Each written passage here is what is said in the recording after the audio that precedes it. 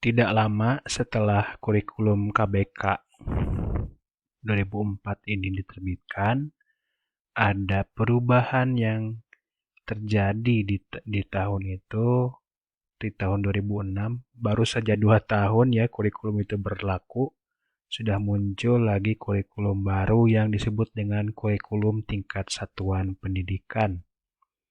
Nah, di sini dari KTSP ini muncullah kerangka acuan di mana kerangka acuan ini menjadi landasan pengembangan kurikulum di tiap sekolah berdasarkan kebutuhan dan juga hasil analisis dari setiap sekolah masing-masing.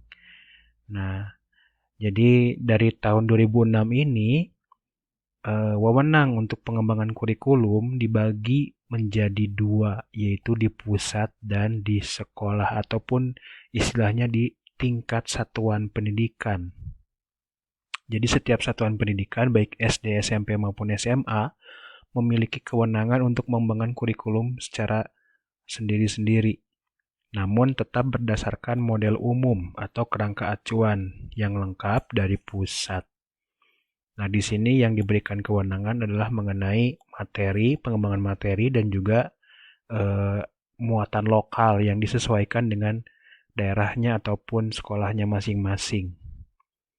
Nah, munculnya muatan lokal ini kemudian memiliki keterkaitan dengan IPS karena kurikulum setiap satuan pendidikan ini memuat muatan lokal yang sesuai dengan sosial budaya di sekolah tersebut. Misalnya kalau muatan lokal semacam bahasa daerah itu disesuaikan dengan bahasa daerah yang ada di sekolah itu. Termasuk juga seni pun disesuaikan dengan sekolah yang masing-masing. Nah, perubahan yang terjadi pada KTSP, kita tahu seperti pembahasan sebelumnya mengenai KBK ini, IPS dengan PPKN digabung menjadi PKNPS atau PKPS. Nah, ini banyak terjadi kontroversi karena eh, istilahnya apa ya? Kalau PKNPS digabung, PKN dengan IPS digabung dan diajarkan dari kelas 1, beban beban belajar siswa jadi lebih banyak karena IPS jadi dipelajari di kelas 1 dan kelas 2. Which is dimana kalau kita kaji teoritisnya sebelumnya ada kurikulum overload di sini di tahun 2004 sehingga di dalam kurikulum 2006 dipisah lagi menjadi PKN dan IPS dan IPS diajarkan sejak kelas 4. Jadi dipisah lagi, setelah digabung dipisah lagi. Putus nyambung terus aja gitu kalau PKN dengan IPS itu ya. Ya kelakar sajalah itu mah. Dan penilaiannya pun ada muncul istilah penilaian berbasis kelas. Nah, penilaian berbasis kelas ini diarahkan untuk mengukur pencapaian indikator hasil belajar setiap individu. Jadi ada istilah PAN dengan PAP, penilaian acuan normatif dengan penilaian acuan patokan. Nah, lalu pada tahun 2013, 9 tahun lah, sekitar 9 tahun dari kurikulum 2004 atau sekitar 7 tahun dari 2006, muncullah kurikulum 2013 atau Kurtilas dengan penyempurnaannya di tahun 2016 dan masih menggunakan nama kurikulum 2013. Nah, di Kurtilas ini, di mana saya juga lulus S1 saat itu, jadi baru lulus dari S1, mempelajari selama 4 tahun tentang KTSP dan KBK, tiba-tiba ketika lulus kurikulumnya berubah. Itu menjadi kelakar khusus dari mereka yang lulus di tahun 2013. Belajar 4 tahun mengenai KBK dan KTSP, ketika lulus malah mereka dihadapkan dengan kurikulum baru. Nah, ini mungkin menjadi pelajaran saja bagi teman-teman mengenai tidak hanya mempelajari kurikulum yang sedang berlaku sekarang, yaitu Kurtilas, tapi juga sudah harus mulai istilahnya apa ya, memprediksi perkembangan kurikulum di tahun-tahun selanjutnya. Kalau kita lihat polanya, ada perubahan-perubahan besar itu setiap 10 tahun. 47, 52, masih 5 tahun lah ya. 64, masih lah segini mah gitu. Tapi ketika ada kurikulum 75, mulai ada perubahan. 10 tahun, 10 tahun, 10 tahun. Ini 2 tahun ya, agak karena ada beberapa kajian khusus karena KBK ini istilahnya diterbitkan dengan kerangka tertentu yang secara teoritis banyak yang memprotesnya gitu. Karena terjadi kurikulum overload di tahun 2004. Di 2004 ke 2013 ini 9 tahun masanya. Artinya ada pola 10 tahun sekali ataupun sekitarnya lah 9 ataupun 8 tahun ada perubahan kurikulum. Mengapa terjadi 10 tahun sekali?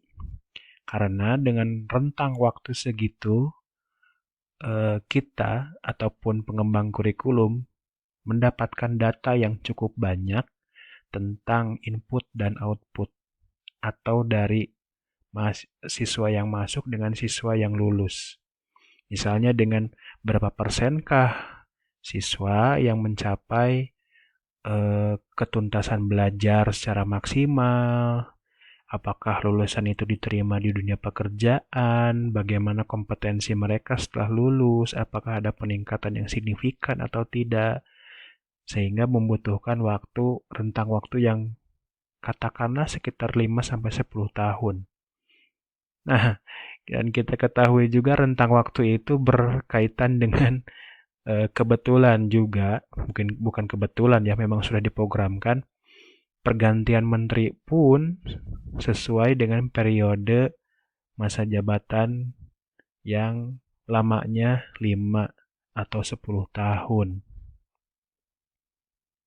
Nah, sehingga kalau kita sering mendapat kelakar kurikulum ganti, menteri ganti, itu sebenarnya karena memang kurikulum ataupun pengembangan kurikulum membutuhkan waktu dan waktunya itu bertepatan dengan periode ataupun masa jabatan seorang menteri pendidikan, baik pendidikan ataupun pendidikan dan kebudayaan maupun pendidikan dan pendidikan tinggi, yang sekarang kemudian dilebur lagi menjadi satu kementeriannya. Nah, di kurikulum 2013 ini, perubahannya adalah, ataupun katakanlah kekeliruannya adalah IPS dihapus. Sebenarnya IPS itu tidak dihapus ya, tapi digabungkan dengan mata pelajaran lain. Nah, alasannya adalah jelas. Kalau kita lihat kenapa mata pelajarannya digabung, IPA pun tidak ada kalau menggunakan istilah awam ya. IPA dan IPS itu kemudian menjadi materi atau bahan pembahasan di dalam mata pelajaran yang lain. Misalnya saja IPS itu menjadi bahan ataupun materi untuk bahasa Indonesia, sehingga IPS, PKN, dan bahasa digabung dan dijadikan pembelajaran secara tematik. Nah, kalau dulu pembelajaran tematik di KTSP dan 2004 itu tematiknya diajarkan di kelas 1, 2, dan 3, dan di dalam kurikulum 2013 dari kelas 1 sampai kelas 6 disampaikan secara tematik semuanya. Nah, itulah perkembangan IPS dari zaman ke zaman. Lantas bagaimana kurikulum IPS di masa depan? Kita dihadapkan dengan banyak sekali isu dan juga fenomena sosial yang terjadi. Nah, sekarang populer kan istilah pendidikan abad 21. Kalau globalisasi mungkin sudah sejak lama kita kenal ya.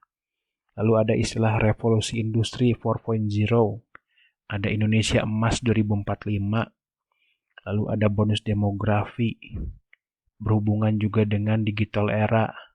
Digital era berhubungan dengan Internet of Things. Lalu ada konflik dan perang yang berkaitan dengan geopolitik. Juga bagaimana masyarakat mulai ada culture shock dan culture gap. Dan ada hubungannya juga dengan bagaimana demokrasi di setiap negara maupun secara internasional. Dan ada isu-isu global warming serta konflik dan perang akibat apakah perubahan geopolitik ataupun ada perubahan iklim ataupun ada perubahan sumber daya, perebutan sumber daya baik minyak maupun kesuburan lahan dan segala macamnya, sehingga kita perlu merespon perkembangan ini dalam kurikulum kita di masa depan. Jika melihat polanya, kurikulum terakhir adalah kurikulum 2013 dengan suplemen 2016. Akankah pada tahun 2023 ataupun sebelum 2023 kurikulum baru akan muncul? Nah, silahkan Anda diskusikan ataupun Anda cari tambahan lebih lanjut karena ini berkaitan dengan Anda sebagai seorang ahli pendidikan dasar.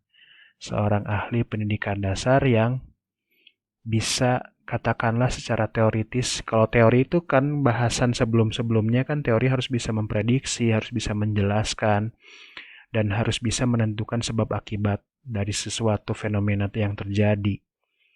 Nah, mungkinkah dari pola, dari teoritis, dan dari isu-isu yang berkembang, mungkinkah kurikulum selanjutnya akan seperti apa gitu, isinya dan juga perkembangannya.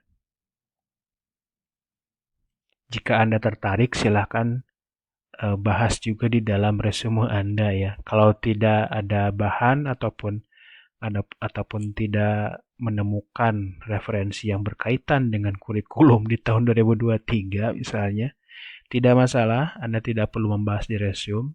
Tapi sepertinya ini menarik karena kalau 2023 berarti Anda sudah lulus saat itu. Artinya mungkin ya, kasusnya akan terjadi seperti kasus saya ketika lulus. Belajarnya KBK dengan KTSP, ketika lulus dan jadi guru di sekolah dasar malah disodori kurikulum baru. Dan saya pun harus ikut diklat berkali-kali dan berhari-hari untuk diklat kurikulum 2013.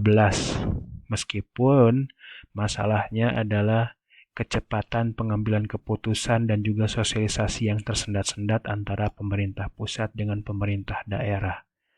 Jadi kurikulum pusat sudah katakanlah menerbitkan kurikulum 2013, sementara sekolah-sekolah masih menggunakan kurikulum 2006 karena sosialisasinya di setiap sekolah terlambat.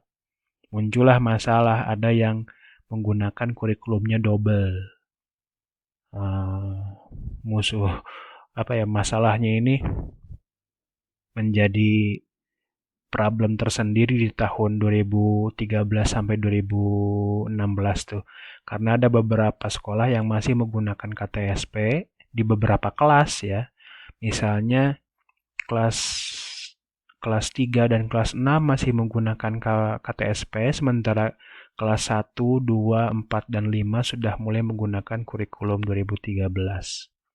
Jelas ini nantinya akan bermasalah dengan bagaimana kualitas lulusan dan juga efektivitas pembelajaran. Dan memang terjadi masalah itu.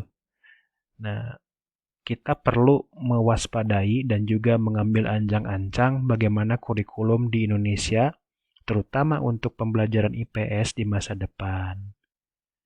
Ada baiknya kita mempelajari beberapa isu ini, dan jelas kita akan mempelajarinya di mata kuliah kita di pertemuan 13, 14, 15. Jadi bersiap-siap saja ketika Anda lulus, kurikulum kemudian berubah. Dan kita perlu mewaspadai ini. Itu saja barangkali, semoga bermanfaat. Tetap jaga kesehatan. Dan ini adalah ending dari perkuliahan pertemuan 3. Saya Pidi Muhammad Syadi. Wassalamualaikum warahmatullahi wabarakatuh.